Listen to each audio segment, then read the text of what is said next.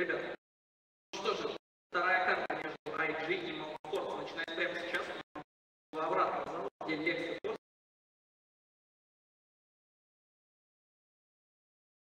Всем еще раз привет. Ну что ж, вторая карта. Интересный выбор персонажа у нас. Проявление экрана. 5 seconds remaining.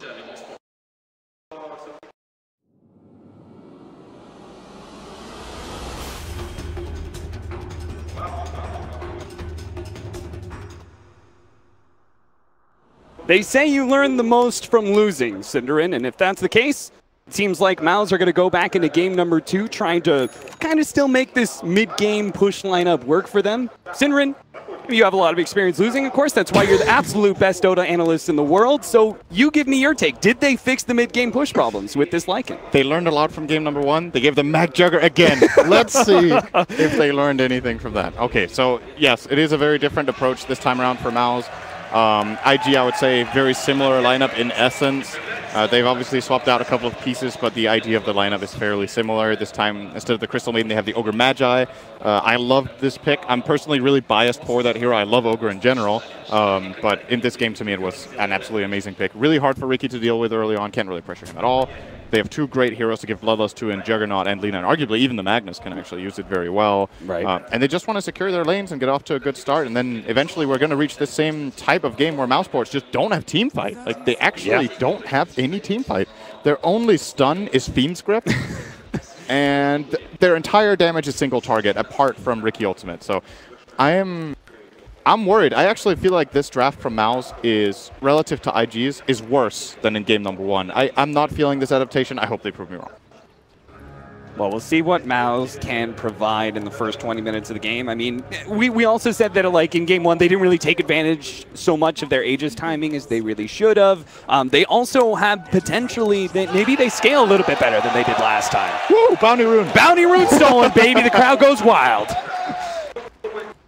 But this time around, Alina, right? Instead of an SF, last time around we were looking at a Juggernaut SF with a Magnus. It was like very clear, much better late game. This time around, we have a Lycan, Templar Assassin, plus an Abaddon. It does seem like they'll be able to go late game a little bit better against IG. Do you think IG still have the advantage in that regard? If this goes really late, I think the item to look out for me is Abaddon getting an Aghanim Scepter. I think you want to have at least the counterplay so that if an RP comes out, you can counter. Actually, mid lane dropping just real fast. He's going to end up going down. All the armor in the world, apparently, for the Ogre Magi is not enough for him to be able to survive through a 3-man. He underestimated, Sin, the power of Howl.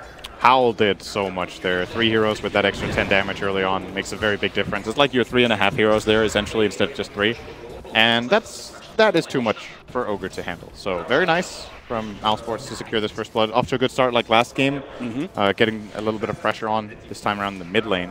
Yeah, we're going to see how it works out. In my opinion, IG have been at their weakest when bo3 has been on Treant. I think that's his worst hero of the tournament so far that I've seen him play. So that could give Mousesports some hope as far as that goes. It's a lot harder for him to pressure mid, especially with this Treant. Can't really get in there, so they know this mid matchup can be really, really great for the TA. You think it's because it's not really a true roaming hero, right? No. It's more of a static babysitter that just kind of ruins lanes for people. Yes, and of course it still has the whole warding aspect, which is great, that you can get into the enemy jungle and plant wards. So that's still in play, but bo3 I think is really good at finding openings and finding kills early, and in my opinion, the way these lanes are being played, it's going to be difficult for him to do so in this game. Early sleep there from Spartan. That is going to play havoc on his mana cost, as unfortunately not much was really made of that one. Fortunately, he's got clarities to work off of. Actually, do you think that spell should still cost 165 mana? I do not think so. I feel like it's absurdly expensive. That is half his mana pool. That's pretty insane. Pretty much, yeah. Maybe next time, you're going to take it? Oh, doesn't look like maybe either one of them got that. It looks like maybe the Creeps got it. Maybe next time. He's going to be caught here. They have the spin. They lay down the Sentry. He's going to jump over to bo3. Oh, bo3's there to lay hands on him. It's Q with the Burning Ignite that will actually take the even kill. So if you're Mousesports in this game, I think what you need to look at is, oh, actually, you need to look at mid. Yeah, this may actually have enough burst damage here because OP is not going to be able to lay down the sun to stop this damage. Thug, hit by the Ignite, doesn't really care too much. Looks like he should have Refraction coming up soon, so Q is forced to back up. It's looking like laning phase is going to go well for Mouz once again. They've already kind of won the mid lane. We have the top lane where no matter what, Skylark should be able to get some decent farm out of this. And then a Lycan facing up against a Magnus. It'll be like kind of like a farm war like before, right? Yeah, pretty much. This bottom lane, I think, favors Mag more than in the last game where he eventually lost out to Timber. Yeah. I don't know if this lane ever reaches a point where Lycan is going to really threaten him. Sure, when you're level 6, you can try to go for the shapeshift play, but still Magnus can skewer TP, and it's a big cooldown use. It's probably going to be relatively quiet down there. I'm a bit surprised, actually, that these mid kills are happening the way they are. The first one, understandably so, there's like 3 heroes, and they're not ready for it, but OP needs to be careful not to give too big of an advantage to this TA. This is already not a good matchup for Lina. Not particularly good anyway compared to most matchups. I would like to see Q just camp here. The rotation to kill Riki was nice, but at the same time, if it comes at the cost of giving up plays in mid where OP gets solo killed, or actually, well, there was a gank, but if their core dies mid, to rotate a support top to kill a Riki, the play itself is not worth it. Maybe it was OP's mistake. Could have played safer, you know. Needs to just concede a couple CS for that play, but I mean, you would say the playstyle's got to be a little different, right, for Lina compared to the SF last game. They played very passive last game. This time around, they do kind of need our Lina to get off to a decent start. Otherwise, he doesn't hit that like 15-minute window where he starts killing people. Yeah, Lina is slightly worse when it comes to recovery. Of course, you still have great wave clear with Dragon Slave Light Strike Array, but it's not Shadow Rays. Right. You can't farm stacks as easily. You can't retreat to the jungle in as effective a manner. Oh, mid lane again. Ogre just left. He starts running back, but it's going to be too late. The LSA is dodged. Thug. Oh, they need the right click, but they're not going to. Oh, they get it. Both of them swing. It's going to be Thug who connects first. 3-1 now. 5 minutes in. Once again, Mouz Sports taking the early lead in the laning phase. This lane ward that Mouz has in mid is giving a lot of information. They just saw the Ogre rotate away. They get just a short moment of opportunity, and they go on it right away and get a big kill here again on the Lina. And this is what I was saying. I feel like the Ogre actually just needs to... If Bane is camping mid, Ogre can camp mid. It offsets, and IG are all right with that. Yeah. Both Ogre and Bane are heroes who, when you get to the mid game, they have more of a limited impact in teamfights. It's hard often for Bane to get grips off. Of course, he has the potential compared to Ogre, who's, you know, Ogre is Bloodlust and Fire Blasting. Machine, yeah. Pretty much a Bloodlust machine with a little bit of a stun. And that's why if these two offset and they're both stuck in mid, I feel like it favors the Ogre team because Bane needs the levels more and Bane needs the advantage more. Ogre is okay with being low level and not having too much happen as long as his cores are farming. And again, we talked about it from game number 1. Similar strategy in game number 2. Mouz need to win the laning phase because they need to go into that 15 to 25 minutes and be very dominant, take a lot of objectives, pick up the Aegis, and start threatening for high ground. Yeah. You know, all these things are off of a strong static laning phase for them, and it seems like the kills in mid are currently what's giving them the big advantage. Actually, this safe lane is favoring Madara way more than I thought it would. He is far ahead of the Mag. He's almost doubling him up right now, 44 CS to Mag's 25. He will come down here and get a big wave, however, so it's going to offset it a little bit, but Madara is doing a great job here, and Mouz arguably off to a better start than in game number 1, even though it's maybe 1 or 2 less kills. It's just the lanes are going better overall. Skylark is having a good time on a bad end. Both of their other 2 cores are farming excellently, building up a big advantage in their lanes respectively. Nice pick up there from maybe next time, grabbing that hard creep away from Bobica. Maybe it's in Madara's nature, you know. Oh, mid with the haster, and they're actually going to try and go on a Q. They sleep up the Lina, actually putting the Nightmare on himself. Q hoping to be able to get Thug off of him, and it does work like a charm. Thug is forced back away. Maybe it's just Madara's nature, right? He's a little bit more comfortable playing the CS war, and not like Timbersaw outright clicks a Mag early, but the Lycan certainly does. Yeah. Maybe next time. Nice jump over the trees here. Lays out the smoke preemptively to try and slow down Burning before he finishes him off, but he's not able to get away before the dust can wear out. 3-2 now. I like the idea from Mouz Sports of having a bad end retreat a little bit to the jungle and just giving Riki the top lane, because realistically there's not that many plays Riki can make. He can try mid. Mid was already going great though. Doesn't really need to be bottom. So he just needs to make sure that he gets a game, gets some good levels up. And Abaddon is really fast at jungling, especially with this. He went for a Talon build and now he also has Phase. It is an option they have just to full jungle him for a little bit and give Riki level 6. But it still gives information. If your Riki is laning top, you know a lot as IG. Right now he's actually stalking the Lina here in the dire jungle. And of course, if he's laning, he also can't ward for them. So it's a bit of a trade-off about what you think is most important in the moment. Speaking of our Batten, we see a lot of Hanamiduses in this major so far. Most of them have actually been picked up by the offlaners for various reasons. Do you think this is a Hanamidus game for Skylark? Do you think he should focus on the Vlad Solar Crest and just try and get as much mid-game output for the team as possible? To see if he survives first. All right, he got those things. He's fine. Yeah, he's nice good. Cool. So what we've seen in this tournament so far is that Batten, I think, has gone for Midas in multiple games, but I think Kezu has played it 2 or 3 times with Team Secret, and he bought Vlad's Crest in both games, or maybe 3 games if there were 3. I think that was his build every time. I like that for Secret because they had like a really good timing push that they were looking to do, or have like really good mid-game team fight, and Midas might delay that. Looking at Mouz's lineup, I feel like it's similar. That in this game you don't want to go Midas. You already have 2 cores that are farming great in the side lane and mid respectively, and you want to hit that peak around 2025. So if he has really high value items at that point in time, and you can expect to get Roche probably as well with your lineup. Oh, IG, they stick around perhaps a bit too long trying to get aggressive in this bottom lane, and now they have the Lycan coming out of the jungle. Oh, Skewer not quite working out there. Hope not to be able to pick up Madara. Is going to be forced to use the early RP to stall up the Lycan, but it looks like Lycan might still be able to run him down. Finally wears the loose on the ultimate, and Spartan doesn't have any mana to be able to use a Brain Sap, so it looks like they're not going to be able to catch him out. Instead, they just get Q's Ogre for that ultimate. OP is pressuring no mid, TP on him. He's caught by a Templar Assassin trap. Is going to be blocked up by Maybe Next Time until the next TA trap is ready to go. Beautiful plays by Maybe Next Time. That second TA trap was barely even needed because the body blocks were so on point. Very, very nice from him. And Mouz, they further their advantage. This early game, I think, is going very, very well for them overall. It's on the graph, it's not big amounts we're talking here, but it's just the feel in the game of how much they're actually gaining in terms of just momentum and being us kind of knowing that they will get this Roche. Yeah. I think in this game you could call it almost a disaster if they don't get Roche with the lineup that they have. It takes a very short amount of time, and they just need to push out the lanes and go there more or less. This is looking good for them. The question is, when and how do they start pushing the towers? Because it's one thing to gain an advantage, but you have to be able to take those objectives. In the last game, they were doing a better job at that than they are right now.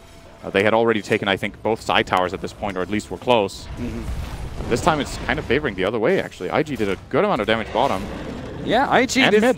This is very interesting. I think this is adaptation, especially with having Alina mid, is that they're rotating Burning into mid lane very early on, where we were kind of suggesting, you know, he should do it earlier. And in this game, too, already trying to take that mid tower, using that healing ward to great effect. They're not facing up against a Treant Protector this time around, too, so all this damage is permanent, even if they are forced away, but that's not going to be the case. Mouz are going to be overrun. No real defense for them here.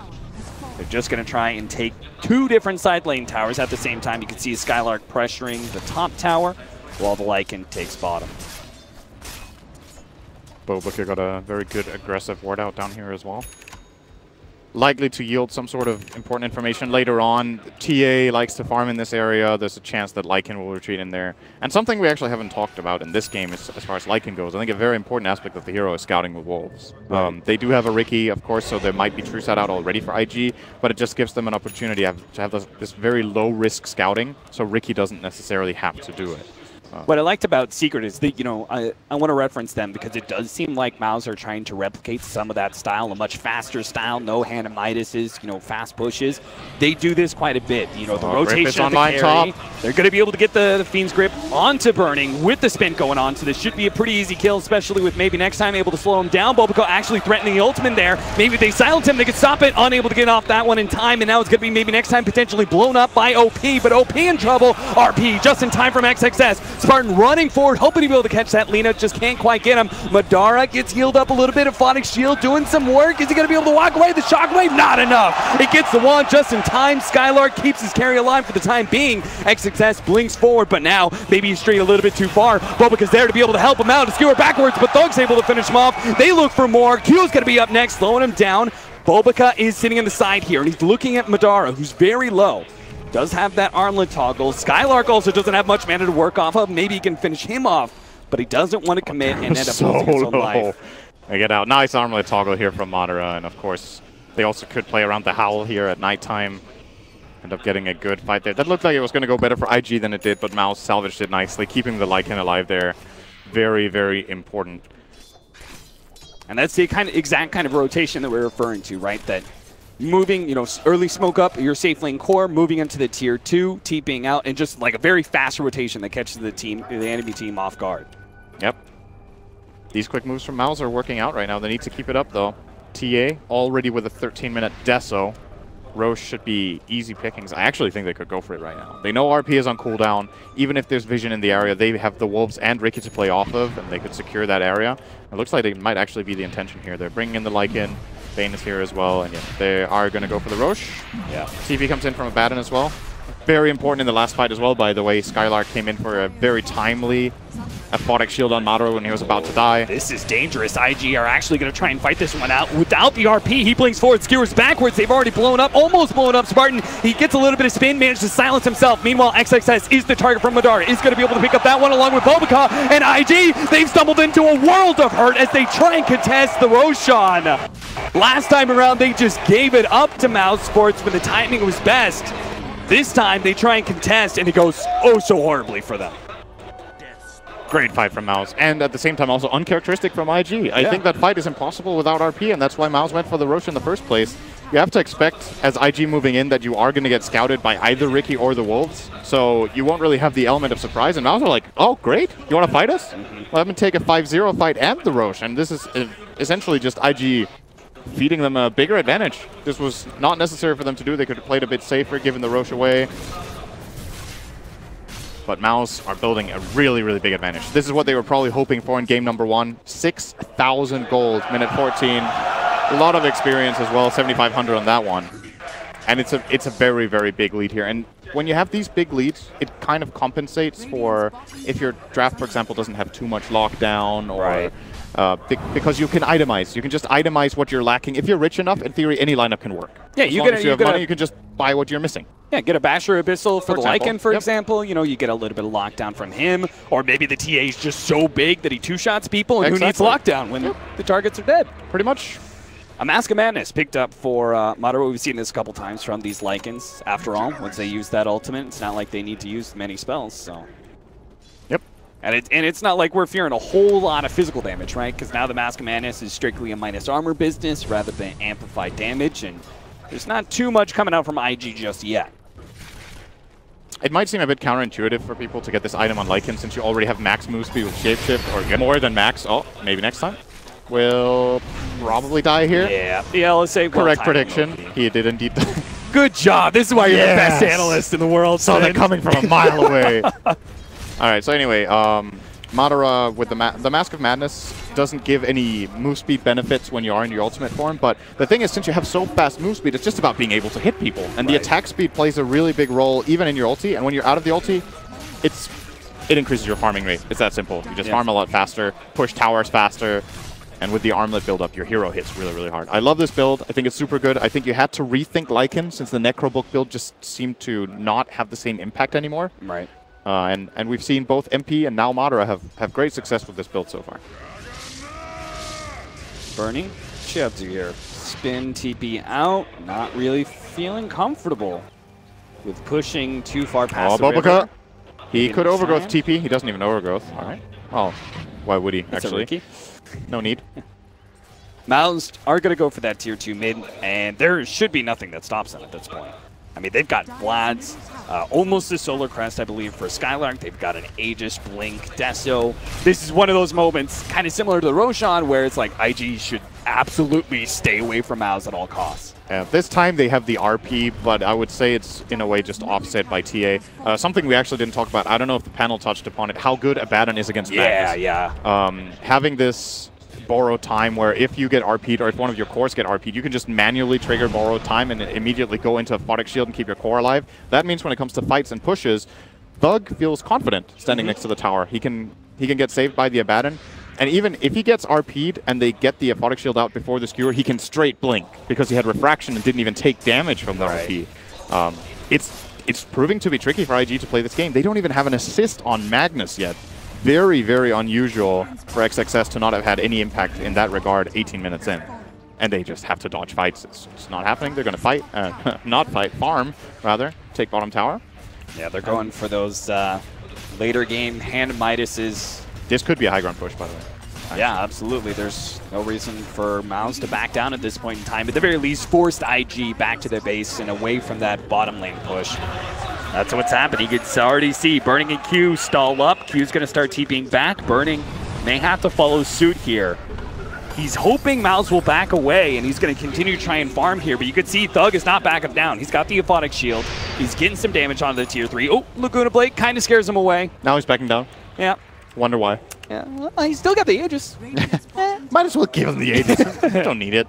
All right, so TPs are going to be forced back. Burning took a gamble in some ways. He didn't TP out. He maintained a position where he could continue to farm. And once they leave top, he's actually going to be able to take all that farm at the top half. And this can still get tricky for Mouz Sports. I feel like by no means are they in the clear and just kind of have won this game. They have a good lead. The graphs, however, are not... They don't keep going in their favor. It's kind of plateaued for now. At this 8K mark. And the problem is all this pushing doesn't yield anything unless they take the tower. This time they are against the Treant. And it's just so strong to have this ability in the game where you know that as long as you hold, that's also, Lina can throw out this Laguna. If you just scare Mouz off, they wasted their time. And you're out farming them because Burning wasn't even there.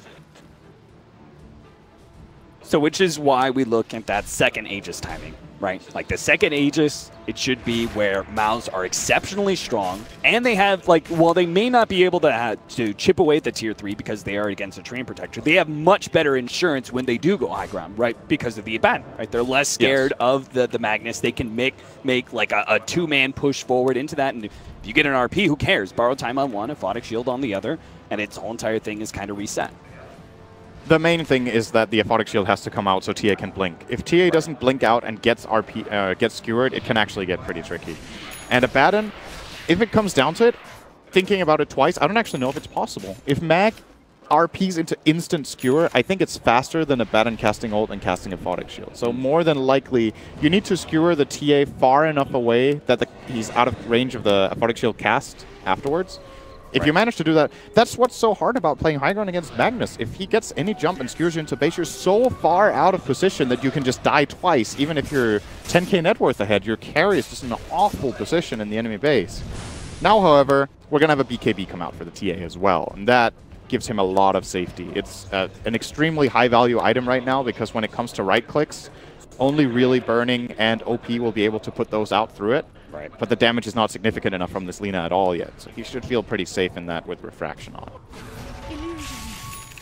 Mouz controlling for now. We have Roshan coming up in 2 minutes. They're positioning themselves to see if they can actually catch Burning here. Burning is going to TP towards the tail end of his spin out and almost gets caught in the process.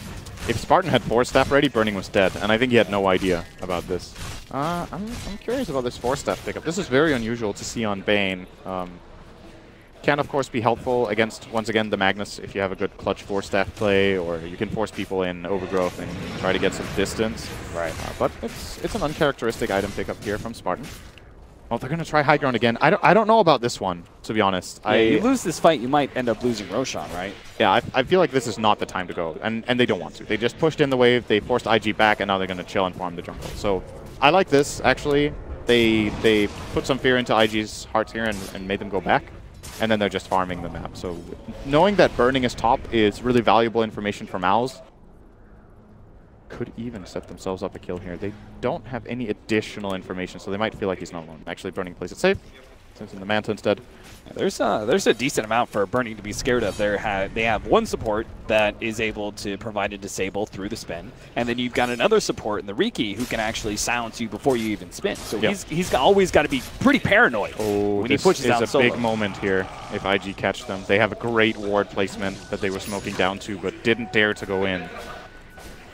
Could they have caught Thug there? That would have been a huge kill with Roshan being alive, and Thug would have probably had, he would have had buyback, but still a really big pick-off. I like how they kind of set up like two-man teams there. They've got two sitting on the Lycan. They've got Skylark, who's really all that's needed to be able to protect a core, sitting on Thug, and as a result, IG don't really have too many openings. I feel like this is a free Rosh. I don't think IG can go for this. They learned their lesson last time without RP. This time, okay, good luck. Good lord. Roshan doesn't stand a chance, and I have to wonder how much of a chance a tier 3 tower is going to be able to stand against Mouz Sports' push. It's as crazy as it might sound, it's still hard, I think. Because of the armor change? It's not just mag. You also have to be worried about getting Overgrowth. Overgrowth can also set up the skewer, and if you have Photic Shield one off, the other one's available. Nice aggressive force stab. That's a cool play. Managed to get the Nightmare following that up. OP being set up on. They're going to try and finish him off with a Fiend's Grip. Easy kill for Thug. He pops a BKB nice and early, ensuring a 1-2 punch. They managed to get a third kill on Bobica, and Entangle's not going to be enough. Now Moderate's going to be freed from the roots and immediately starts focusing on that tier 3. Now the backdoor protection is up for the time being.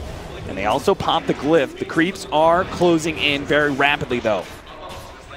Madara, he's going to run out of his ultimate here pretty soon, but it may be enough for them to be able to take this tier 3. Beautiful.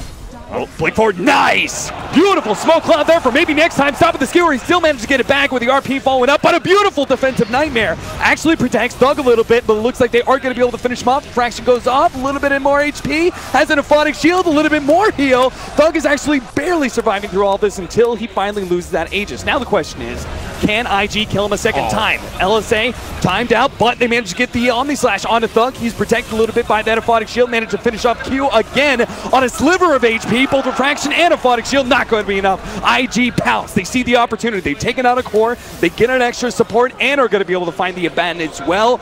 Big pickups on both sides, but they lost their tier 3 tower. Yeah, they helped the barracks. You have to wonder for Mouz Sports at this point if the right choice was to go back and go for the shrines. But at the same time, RP is used. You're feeling pretty confident. You also know that Overgrowth was on cooldown. I believe both those ultimates down, but they still played very nicely around the Lina stun. And all I can say is great play from Spartan to set it all up. The first aggressive force staff actually allowed them entry into a base fight that should have been super hard to set up in the first place. Not only did they get the Lina, but the IG team had this help a friend syndrome where they're trying to save this Lina who can't really actually save. So Ogre dies, then Treant dies. And in spite of all of that going against IG, they still defended. Really impressive, in my opinion, that they don't lose barracks there. And now that Roshan is dead for a long time, IG might get the time to come back into this game. One of the big things was a big claim for Mouz. That's going to be really difficult for IG that we haven't touched on just yet is OP. Playing the Lina, right? A little bit more of an early game hero, but he hit level 15 and he took that minus 30-second respawn timer. With the Bloodstone, we're going to be talking about 2 lives of Lina in every single one of these fights. So even when you think you have the Aegis, you have the numbers advantage, right? 6 versus 5, no problem. OP actually kind of counteracts that, especially being right there at the tier 3. Is that normal?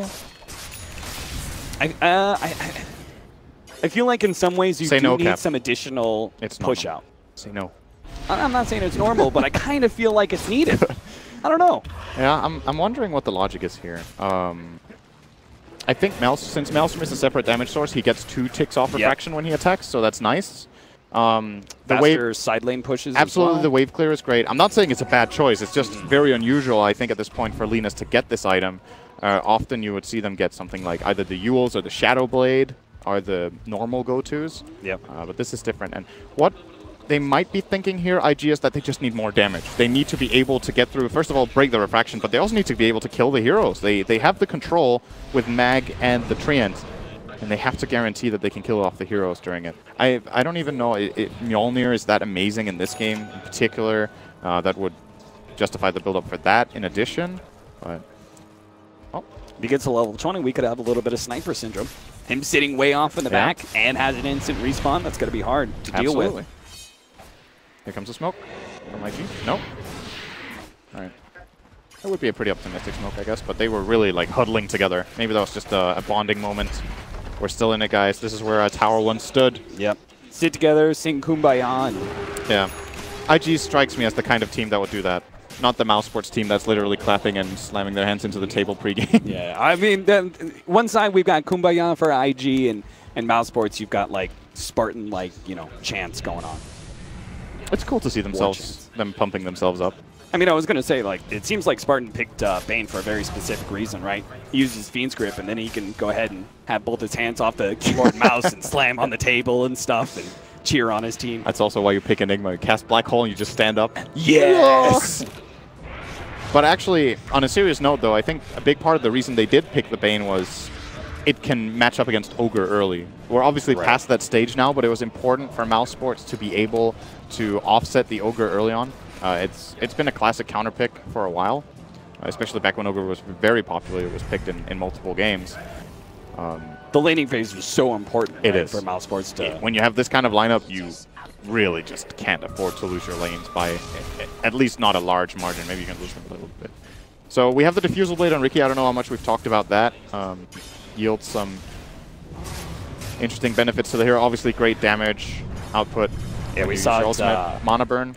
Saw it on the Lina earlier when he was TPing out. Yep. It was pretty impressive, the amount of damage that maybe next time is outputting. The mana burn's actually pretty nice against a hero like Ogre. He's got a really low mana pool in fights, so it could prevent him from casting that extra Fire Blast or Bloodlust that you need to recast during the fights. But yeah, standard Riki build. We've seen different Riki builds in this tournament, especially from Bobica. Obviously, the very memorable one outside of this tournament at DAC was the triple Ring of Aquila. This tournament, I've seen him go Yasha into Ags because he was with Storm. He has also gone Diffusal first in a game, I believe, so good variety. But this is the tested and true build that we're seeing coming out from the Riki right now. Completely standard, and when you're in this kind of position, it definitely works. So, Death OTA, 9-second BKB. Do they want to try? Got Lycan BKB, they have Skylark with the Aghanim Scepter as well. It does seem like their team fight is beginning to be overwhelming. He is actually going straight Mjolnir, Melina.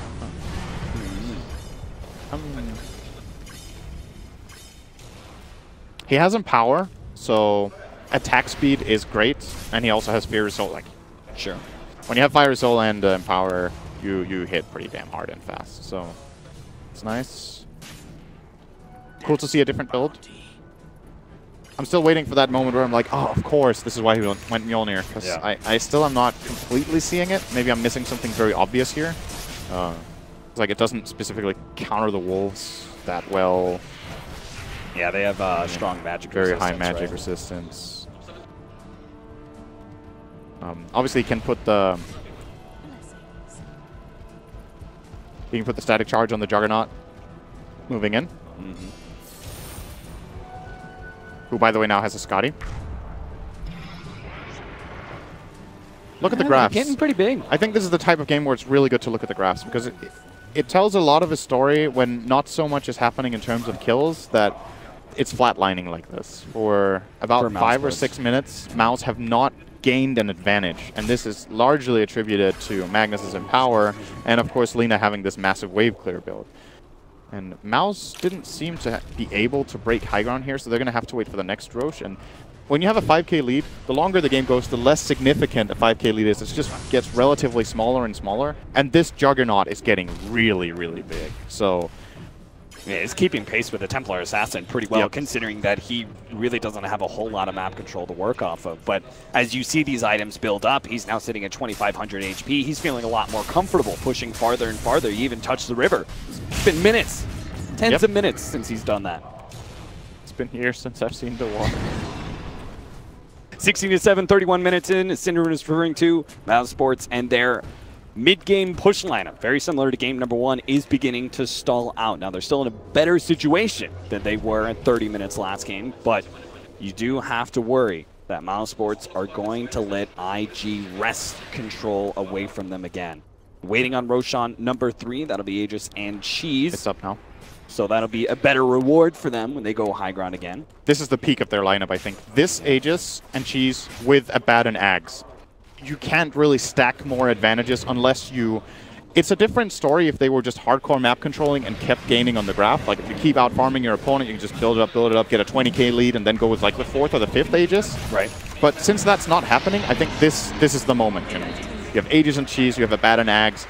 When the RP comes through, ideally Skylark wants to just save his ultimate now. He wants to save it all the way until RP comes out, or Omni Slash gets used. Either of those two, he wants to ult so that he absorbs all of this damage from his carries in the fight. And they even have the Aegis buffer now. So how does IG defend? Do they threaten Skylark in order to try and force out an early ultimate, you know, before they use the big abilities, or do they strictly go for like the skewer play? I think the skewer play is the best here. Any blink skewer on a good hero will give them a good start, but it's not that easy. TA with Refraction and Aphotic Shield is These is target. There we go. All eyes on XXS, and he found an opening. He managed to jump Thug, but the Aphonic Shield blinked back, just as you were referring to, Sin. Skylark drops a little bit low, and a Laguna Blade onto Thug almost loses his Aegis there, and Mouz are going to stall out. There's so much lightning. Oh my goodness. Everywhere. There's lightning everywhere. Mjolnir on the Lina. Maelstrom on the Juggernaut. They actually deal so much AoE damage right now to this Mouz Sports lineup. And that's something that, yes, the Aphotic or the Abaddon Axe is really good at dealing with for a brief amount of time, but this sustained harassment, they don't have any sustained heal apart from Mist Coil. Yeah. I don't think there is. Do they have? They don't have an Urn. Abaddon has the Vlads, but for that to have an effect, they need to go and heal in the jungle. And none of their heroes have a healing ability apart from Brainsap or Bane himself. So they stopped the push again very effectively. IG, they're buying time. They've got the late game too, right? They've got strong late game potential. They also have, with these builds, really great ways to be able to deal with super creeps, and they haven't even had to deal with it yet. Dead. They're going to be able to catch MNT. Laguna Blade finish them off. Was that just a backhand Laguna? Yeah, it was. It was just like pimp hand, strong hand, you know. Bitch flap the Ricky. Yeah, just knock him around a little bit. Show him who's boss. That looked pretty cool, actually. Is that a normal animation? I don't know. I feel like Lina always like stretches her hand out and casts it outward. It was like he backhanded it. I don't know, maybe I'm just seeing There's things. style points for IP. Oh, you know. He's so good at the hero, he's inserting his own custom animations. I don't actually think he cares. He just wanted to kill. So why are we even talking about this, Cap? Can you stop bringing up irrelevant stuff? Sorry, that's my fault. So go ahead and bring all that expert analysis into play. It was backhanded. 16-8, 34 minutes in. Mouz still have that Aegis. They're going still again. Still have BKBs to work with. Let's see if, what is this, round number 3, 4? Ricky's high actually ground pretty pushes. far away. They kind of have to wait for MNT to get there, and that should be... Well, actually, this push top is insignificant. It's a tree in there, so they can just leave that behind. Going in it once again, burning. Oh, aggressive Force Staff once again with the Fiend's Grip. A defensive Force Staff goes out. OP actually takes a bit of damage there, but does manage to get back to his well. Burning. Drop low, but looks like they're going to try and focus with the BKB timings on these buildings, but they just have to back up. XXS is threatening them with the RP. And Mouz Sports, it's like their 4th or 5th attempt now going high ground, and it still does not accomplish enough. That is a big loss for Mouz, actually. They used both their BKBs and accomplished absolutely nothing with that play. They will, as a result, have to wait a minute for the BKBs to come online again, and guess what? Aegis is out in a minute and a half. So their moment of opportunity now is down to like 20 seconds if they want to go right away. It looks like they're going to fall back to farming, and this is just game plan advancing for IG, very similar to the previous game. I want to point out as well, Shiva is coming up soon for the Lina here. Very, very good item choice in my opinion in this game. You want to have the armor against all of this physical damage. The attack speed slow is really annoying to deal with 3 of the Radiant heroes. And of course, just the slow itself from casting the Shiva's Guard sets up very nicely to land her own spells. This is bad news for Mouz. They will try again. We've seen this movie before. Their BKBs are now online, along on the Aegis. All right, they actually do have a full minute, so a bit more than expected. Much like your pro playing career. Okay, Cap. Sin. If you don't succeed, try again, right? And that's what Mouz Sports are going to do here. They're going to try and take a lane of Rax, but XXS managed to get the skewer back onto Thug. Laguna Blade cutting through, but they do manage to pop that BKB. He's at half health and OP's being threatened. He does manage to get a defensive Force Staff out from XXS, and he throws out that RP, stopping the Lycan from being able to finish off OP while burning down to half health, but had the healing ward up. Does manage to stay alive. Now the BKBs have worn out for Mouz, and they're beginning to stall once again. They focus on Skylark, but OP in an awkward position actually gets caught out there. Spartan managed to take him. Now burning against the 3 of them. Does manage to spin and stay alive through that bit of damage coming out from Thug, but Mouz are finally looking at taking a melee Rex, but Lina's back up already. Now a skewer back, catches 2, the bowling ball of XXS managed to just wreck through. Almost taking down Skylark, but it's not enough. It gets off the ultimate, and now that damage has all been negated, and IG may not have the power to finish off Mouz Sports anymore. Belvica inside that shrine is going to be able to stay alive against maybe next time. A support down, Belvica does drop in exchange, but burning drops low. Another shrine saves IG's positioning. Mouz continue to move forward though. They smell blood in the water. They've waited for this opportunity, but a skewer back, and Mouz overextended themselves. Madara is gone, and the rest of Mouz have to retreat. Belg hoping to be able to slow down IG. It does look like that IG are not really going to look to pursue too much. They've lost a lane of Rax, or one, actually, just the melee Rax, not even the full lane. But that is recoverable for IG. Crazy fight, but important for IG, the only buyback they blow is bo, because all of their cores lost very little. OP did die, but had the Bloodstone and came back to life. Burning stays alive. He will have a full AC going into the next fight. And as far as Mouz goes, they kept their cheese. I got really excited there because Skylark had literally half a second cooldown on the borrowed time when he was about to die, and then it came online. He had the cheese the whole time. He was like absolutely ice cold under pressure in that fight, waits for the ulti to come online, and as a result, the cheese is now saved, so they will have that extra advantage going into the next fight, which will more than likely be with the 4th Roshan of the game, because now they can't go high ground once again.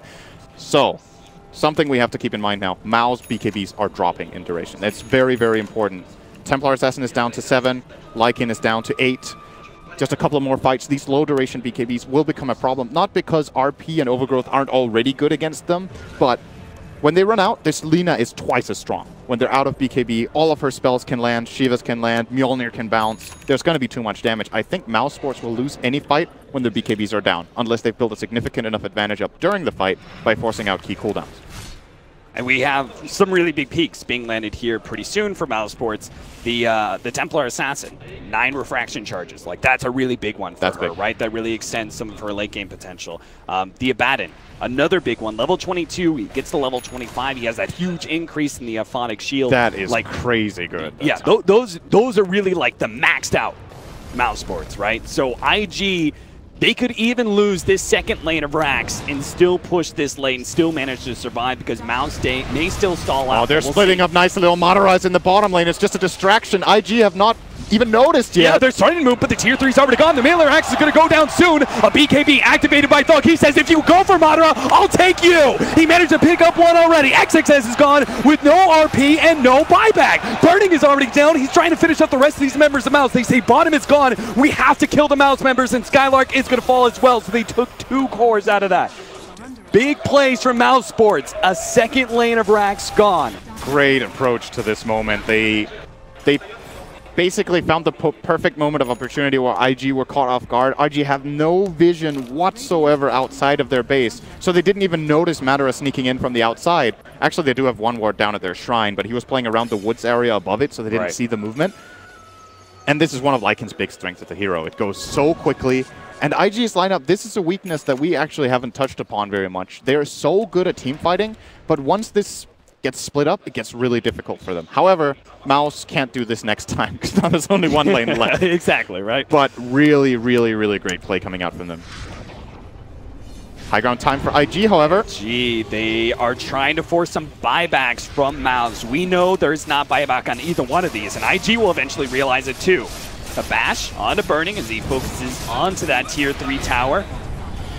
The very minimum, they're hoping to be able to unlock shrines here, but a glyph use and Madara threatening with the ultimate. IG still have to be careful. Still scared a little bit of those buybacks. Now jump forward. Madara actually dropping low. Force that forward. Entangle as well, but Madara pops the BKB and the damage isn't enough. He managed to get himself away, and now Mouz Sports, their 2 cores will come back naturally, and they leave their tier 3 tower at half HP. Great hold.